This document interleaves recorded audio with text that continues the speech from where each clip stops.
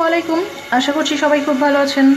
আমার আজকের ভিডিওতে থাকছে খুবই সহজ একটি রান্নার রেসিপি, আলু দিয়ে কাসকি মাছের ভাজি।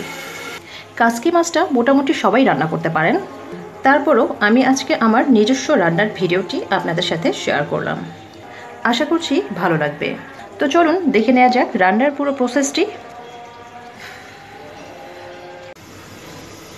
কাসকি মাছ আলু দিয়ে ভাজি করে নেওয়ার জন্য এখানে আমি 2 কাপ পরিমাণের কাসকি মাছকে খুব ভালো মতো বেছে নিয়ে পরিষ্কার করে ধুয়ে নিয়েছি।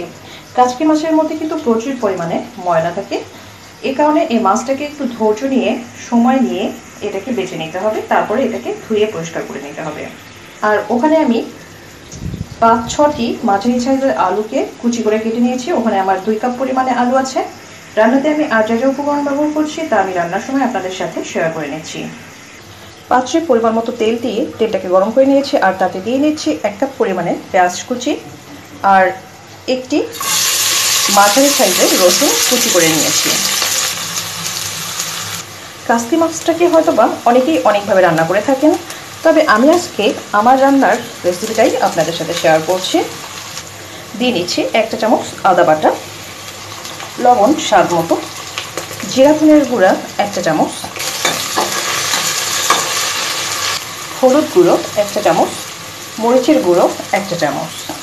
শুকনো মশলাটাকে কষিয়ে নেওয়ার জন্য দিয়ে নিচ্ছি 1 কাপ পরিমাণে পানি। মশলা থেকে তেলটা যখন একটু উপরে উঠে আসবে ঠিক এই মুহূর্তে দিয়ে নিচ্ছি কাসকি মাছগুলিকে। খুবই আলতোভাবে এটিকে একটু কষিয়ে নিচ্ছি মশলার সাথে, কারণ এই মাছটি কিন্তু ভীষণ রকম নরম।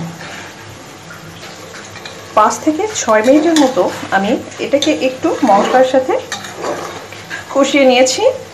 এবার আমি দিয়ে নেব আমার কুটে রাখা আলুটাকে। এবার মাছের সাথে আলুটাকে খুবই আলতোভাবে একটু মিশিয়ে নিতে হবে।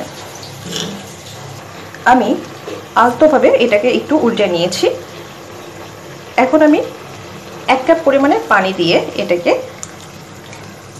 ঢাকনা দিয়ে বসিয়ে দেব। আমি এটাকে আর খুব বেশি নাড়াচাড়া করছি না, কারণ এটি অনেক নরম, ভেঙে যাবে।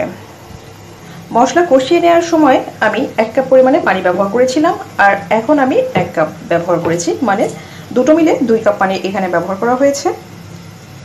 এখন অপেক্ষা করছি রান্নাটি হয়ে আসার জন্য। ফিরে আসলাম 15 মিনিট পরে। এই 15 মিনিটের মাঝখানে আমি এটাকে 2 থেকে 3 বার ঢাকনা খুলে একটু ঝাঁকিয়ে নিয়েছি। রান্নাটি কিন্তু আমাদের হয়ে গেছে। উপরে কিছুটা জিরা ধনিয়ার গুঁড়া ছড়িয়ে নিলাম। আরও 1 মিনিটের জন্য এটাকে ঢেকে রাখছি, তারপরে এটাকে পরিবেশন করে নেব। তৈরি হয়ে গেল ভীষণ মজাদার স্বাদের কাসকি মাছের ভাজি রান্না। এখন এই ভাজিটাকে আপনারা ভাত কিংবা রুটি পরোটার সাথে খেয়ে নিতে পারেন। আমি আশা করছি আমার আজকের এই রেসিপি আপনাদের সবার খুব ভালো লেগেছে।